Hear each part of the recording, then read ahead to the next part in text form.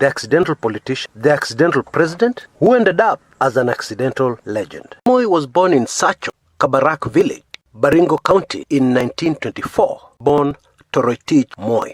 And when he was only 4 years old, his father passed on, and Moi became a teacher. His image of the smartly dressed teacher who did not talk much began to emerge in the village. And in 1950, he got married to a very beautiful lass called Helena Bomet. And Moi started a family. But fate had different ideas, and destiny started moving very rapidly. The colonial administration in that area were looking for a local leader, the equivalent of a chief today, but with a much larger jurisdiction. And so in this crisis, somebody remembered the tall, polite, staunch Christian who was always walking around the village, a school teacher. And the Mzungus quickly sent for him. And that is how Moi's political journey started. The whole idea being to offer their choices as incumbents in those elections which took place in March 1957. The colonialists obviously underestimated the Africans. They thought the Africans are not very sharp, and therefore it would be possible to get most of these leaders of their choices actually elected. But they were in for a very rude shock. The colonialists were very much against Kikuyus getting involved in politics, and therefore most of the people who are registered voters to vote in those particular elections, most of them were non-Kikuyus. In the case of a man called Eliud Madu, who was the incumbent, his opponent, a man called Bernard Mate from the Meru community, sailed through simply because there were more Meru people registered as voters. With the exception of two particular constituencies, one of which will greatly interest you. The first one was James Muimi Nukambani. This is a man who had been handpicked by the colonialists. And the other was another future president of the Republic of Kenya, a man by the name Daniel Arap Moi. To 22nd August 1978. The country was in shock. Founding father and president of the country, Mzee Jomo Kenyatta, had passed on. To many analysts, it was a miracle that Daniel Toroitich Arap Moi was still the vice president. There had been a very spirited effort to change the constitution by some Kiambu mafia fellows who knew that Jomo was very sickly and would pass on at any time, who were lasting to take over the presidency, wanted to remove all possible obstacles in their way.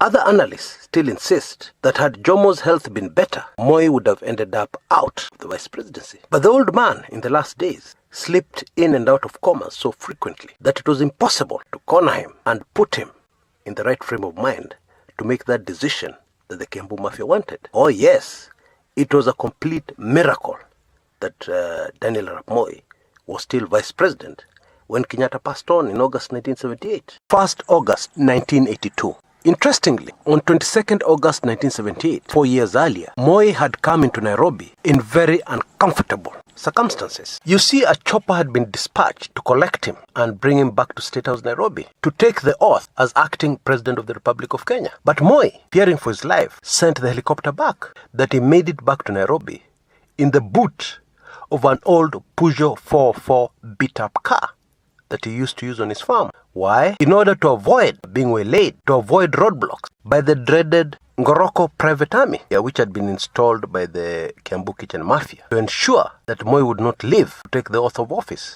after Kenyatta passed on. Now, 4 years later, once again, Moi got back into Nairobi in very uncomfortable circumstances. He was inside a tank, a military tank, in an operation that the Kenya Defense Forces called Operation Maji Machafu.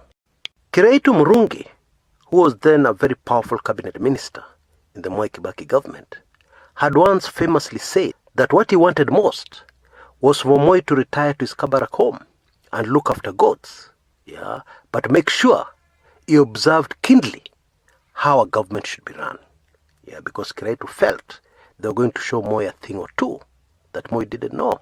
But it was the very same Moi Kibaki administration that went desperately looking for Moi in 2005 to teach them how to run a stable government, because the Moi Kibaki presidency then was very shaky and unstable and had many challenges and problems that they could not handle on their own.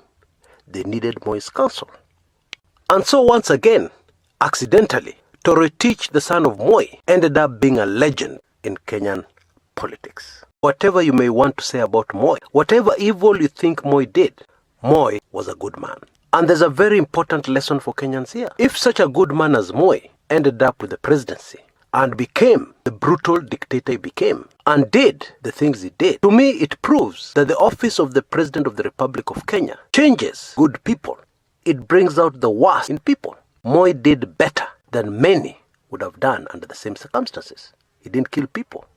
He detained them instead. And so the lesson is this. Going forward, you want to choose people who have already been known not to be good people, become President of Kenya. What do you expect? And he stubbornly refused to host Deputy President William Samoei Ruto. In my view, that was a message from Moi to the Kenyans he always deeply cared about, despite everything. And we have to figure out what that lesson was, what he was trying to tell us. The passing on of Moi's firstborn son, Jonathan Toretich, on 19th April 2019, hit Moi very hard. In my view, Moi never recovered from it until his death. Note that from then on, his health just went downhill, consistently downhill. The lesson here, according to me, is that Moi's commitment to serve the public caused him to pay a very heavy price as far as his family was concerned. And the lesson here is that your family comes first. Whatever you get appointed to, whatever you rise up to be, your responsibility at the end of the day is first and foremost to your own family. And the rest of us Kenyans should be very grateful that we had a Kenyan who was ready to make such sacrifices, to do his best, to do whatever he could do to take Kenya forward. Whatever happened in the end, this commitment came from Moi's heart. And that one we must recognize.